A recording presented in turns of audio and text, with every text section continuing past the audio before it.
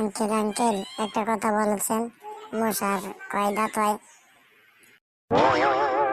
এটা আবার কি প্রশ্ন করলা ছোট?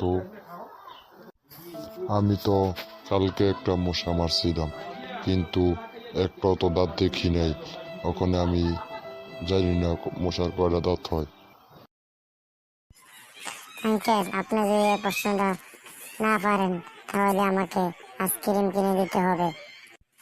আচ্ছা, এই প্রশ্ন না পারলে আরেকটা প্রশ্ন করি। যদি আরেকটা প্রশ্ন না পারেন তাহলে আমাকে আইসক্রিম কিনে দিতে হবে। বলেন তো, কি জিনিস যাতা থাকলে আমরা মাটিতে দাবাই, আর যদি মারা যায় তাহলে এটাকে ফেলে দেই? উম, এটা আবার কি প্রশ্ন রে বাবা?